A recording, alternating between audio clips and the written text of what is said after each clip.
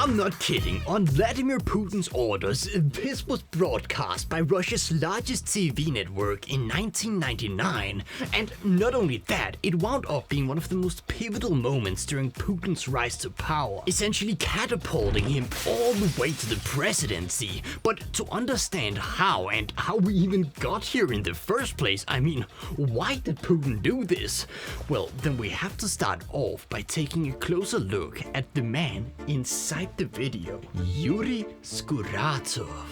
Yuri Skuratov is perhaps one of the greatest tragedies in recent history. Back in the decade, Russians often referred to as the Wild 90s, a lawless, chaotic and hopeless time period filled with gang violence and open streets, fueled by shameless corruption. Yuri Skuratov was one of the few shining lights actually fighting for good. Staying mostly clean and putting his own life on the line to fight against corruption, he was able to rise through the ranks, eventually becoming the Prosecutor General of the Russian Federation, a position he then used to make a name for himself, first by taking down two highly corrupt governors and then tackling one of Russia's most notorious fraudsters, a man who had ripped off 15 million poverty-stricken desperate Russians in a massive Ponzi scheme, which naturally made Skuratov incredibly famous and popular, with all of this newfound fame and authority allowing him to start going after some much more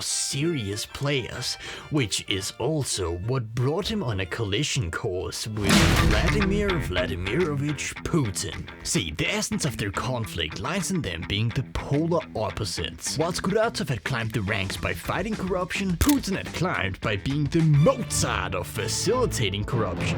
From stealing $100 million intended as famine relief for the starving city of St. Petersburg, to helping the mafia privatize public assets, to even helping launder money for, among others, the Colombian Cali cartel, one of the main rivals of Pablo Escobar. Whatever the scheme, Putin carried it out with the finesse and delicacy of a masterful artist, which in the eyes of Russia's corrupt elites made him a prodigy, and they therefore brought him to Moscow, where he had a meteoric rise, all the way to head of the Federal Security Services, which is basically Russia's FBI, but on steroids, making it a very powerful position. And so the ultimate position was now just a few steps away, and to get there, he just had to somehow impress the sitting president, who was actually looking for a successor, but didn't quite trust Putin yet.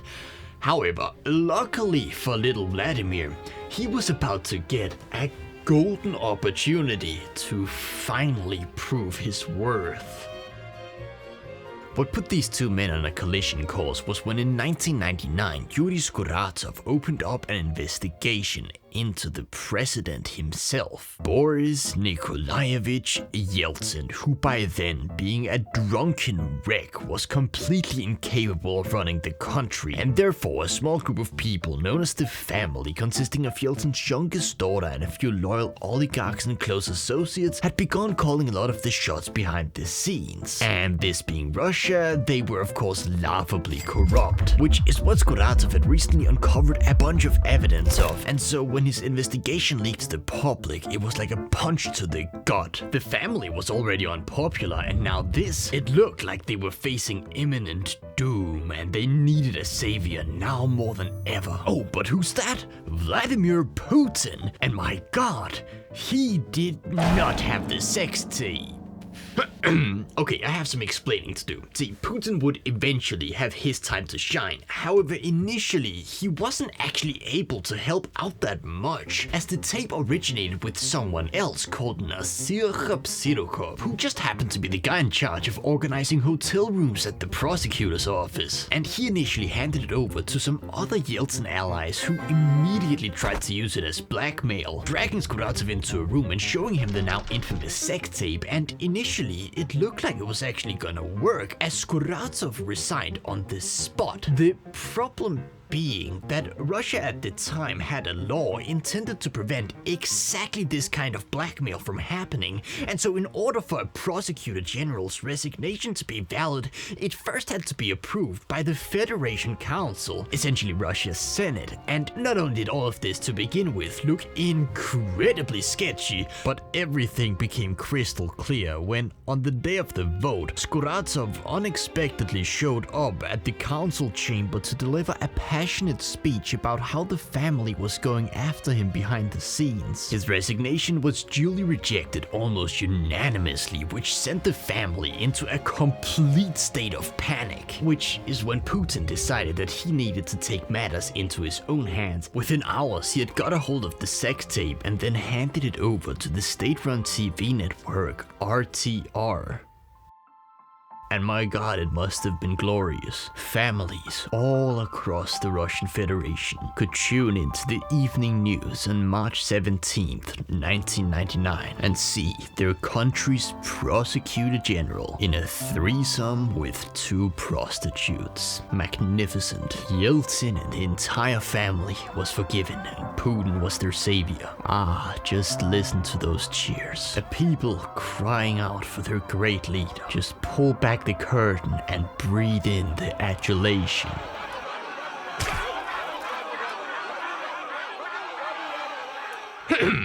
Initially, this stunt did not make the life much easier for the family. In fact, this could very well have led to the downfall of Putin, Yeltsin, and the entire family. See, these guys were to begin with incredibly unpopular, and this shameless attempt at trying to save their own asses only made people even angrier with them. However, Putin was not gonna go down without a fight. He was going to defend these people's right to suck money out of this poverty-stricken nation, no matter the cost. And so, he and a few allies dragged Skuratov's second-in-command as well as the chief military prosecutor into an office, telling them the prostitutes in the sex tape were a bribe for Skuratov from some shady businessmen and that they therefore needed to launch a criminal investigation against him, to which they basically responded, "You out of your fucking mind?" However, desperately needing some kind of solution, they kept looking and eventually stumbled upon a lonely Moscow City prosecutor on night duty, who was by now a drunken wreck mourning the loss of his daughter, who had recently taken her own life.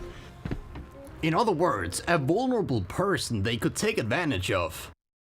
Bingo! And so, dragging him into the Kremlin in the middle of the night, they got him to sign paperwork initiating the criminal investigation, which Yeltsin then used as grounds to suspend Skuratov, which in turn caused all hell to break loose. The media went ballistic, a commission of military prosecutors openly declared the suspension illegal, and another vote on Skuratov's resignation once again rejected it. All the while, tons of details about the investigations began leaking out to the public. Yeltsin's approval rating was by now in the single digits, and of course the impeachment was now just weeks away. So what the hell happened? How did these guys survive? Well, now this is where I, as a YouTuber, would love to be able to tell you about some epic final showdown that somehow includes this sex tape. But no, the reality is that these guys just got unbelievably lucky.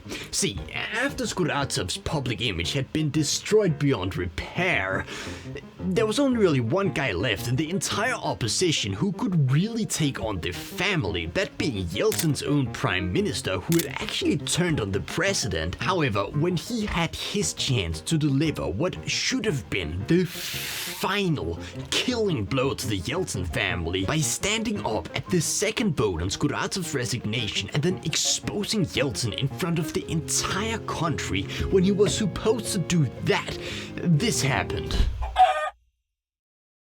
He chickened out, and a few days later Yeltsin just fired him, at which point, well, these guys had both the oligarchs and the security services behind them. People could be angry with them all they wanted, but what are they gonna do? The family just won.